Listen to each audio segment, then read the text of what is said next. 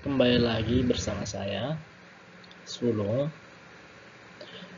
Sebelumnya kita sudah pernah membahas tentang pengertian, struktur, dan kaidah teks prosedur. Untuk mendalami teks prosedur lebih lanjut, selanjutnya kita akan membahas pengembangan teks prosedur. Sebelum kita memulai pelajaran, alangkah baiknya kita membaca basmalah. Bismillahirrahmanirrahim. Nah, tentu saja di pelajaran kali ini kita mempunyai tujuan yang diharap yang menonton bisa mencapai tujuan tersebut. Tujuannya adalah sebagai berikut. Yang pertama, murid mampu menyusun rancangan garis besar melakukan suatu teks prosedur. Yang kedua, mampu mengembangkan teks prosedur dengan memperhatikan isi, struktur, dan aspek kebahasaan. Dengan mengetahui struktur dan aspek kebahasaan teks prosedur, mudah pula bagi kita untuk memahami maksud teks itu. Pemahaman tentang teks prosedur sangatlah penting jika kita tidak berharap memperoleh efek bahaya. Paling tidak, petunjuk itu menjadi tidak efektif. Teks prosedur yang salah dapat berisiko tinggi apabila petunjuk itu berkenaan dengan sesuatu yang membahayakan. Misalnya, mesin atau obat-obatan. Ketidakjelasan prosedur dapat berakibat kerusakan pada mesin atau kematian bagi penggunanya. Dengan demikian, merupakan hal itu utama dalam suatu teks prosedur. Dan yang harus diperhatikan dalam mengembangkan teks prosedur adalah sebagai berikut.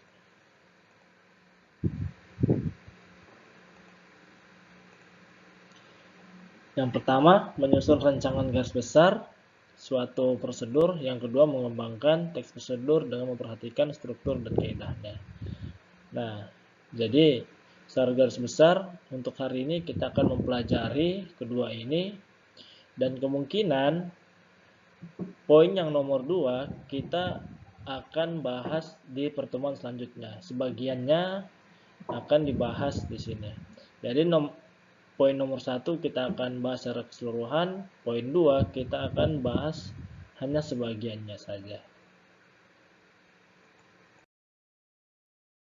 Selanjutnya kita akan membahas poin yang pertama, adalah menyusun rancangan garis besar suatu prosedur. Dengan memahami struktur dan aspek kebahasaan teks prosedur, mudah bagi kita untuk memahami maksud teks tersebut. Sebuah teks prosedur haruslah jelas. Untuk memperoleh kejelasan itu, kita dapat melakukan sebagai berikut.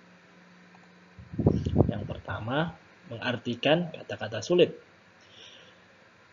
Kata-kata yang dianggap sulit dapat kamu temukan maknanya melalui kamus. Arti kata yang berdasarkan kamus disebut dengan makna leksikal. Nah, arti kata yang berdasarkan konteks kalimat disebut dengan struktural. Ini contohnya. Nah, di sini ada kata kualifikasi. Nah, menurut kamus, kualifikasi itu artinya pendidikan khusus untuk memperoleh suatu keahlian atau keahlian yang diperlukan untuk melakukan sesuatu, menduduki jabatan, dan sebagainya. Yang ketiga, tingkatan. Bisa yang keempat adalah pembatasan. Ini menurut dalam kamus. Selanjutnya, dalam makna struktural atau berdasarkan kalimatnya, bisa keahlian yang diperlukan untuk melakukan sesuatu pekerjaan. Sama seperti kandidat, itu dalam kamus artinya calon, bakal, atau pengikut. Nah, sementara makna strukturalnya bisa menjadi calon pegawai. Verbal secara lisan, hafalan, kata kerja. Nah, tapi kalau makna strukturalnya secara lisan. Untuk menemukan makna secara keseluruhan, diperlukan proses membaca, memindai. Nah, ini memaknai maksud teks secara keseluruhan. Caranya, diperlukan proses membaca memindai maupun membaca memindai adalah kegiatan dengan cermat, lama dengan memindai, memahami dengan bacaannya. Tujuan mengetahui maksud bacaannya. Nah, ini contohnya. Aman berarti tentram. Amanat berarti pesan. Amat berarti sangat. Nah, berbeda dengan makna yang saya jelaskan tadi. Informasi dapat ditemukan di tempat umum. Dapat juga diperoleh melalui orang lain. Dapat pula melalui sebuah jadwal yang bisa disebut berupa daftar ataupun tabel.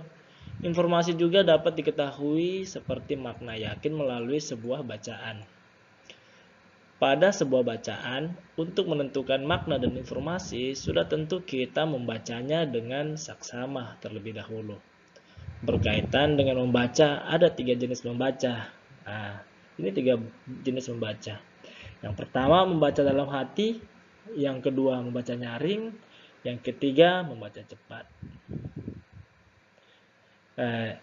Jika kita melakukan salah satu daripada ketiga ini, maka kita sudah bisa memaknai maksud teks secara keseluruhan. Dalam mengembangkan teks prosedur, kita terlebih dahulu perlu mengetahui perbedaan atau persamaan yang ada dalam teks yang berbeda. Hal tersebut merupakan tahapan membandingkan satu teks dengan yang lainnya. Apakah terdapat perbedaan atau persamaan struktur maupun kaidah kebahasaannya? Teks prosedur sekurangnya memiliki 3 macam. Teks pertama bertema kebiasaan hidup.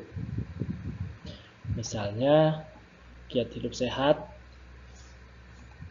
kiat belajar menyenangkan, kemudian kiat bergotong royong. Selanjutnya, teks bertema aktivitas tertentu. Contohnya, membuat bolu kukus, cara menanam jagung hibrida, dan memelihara kucing. Yang terakhir, teks bertema penggunaan alat. Contohnya, penggunaan laptop, cara menghidupkan motor bekas, dan cara menggunakan pisau cukur.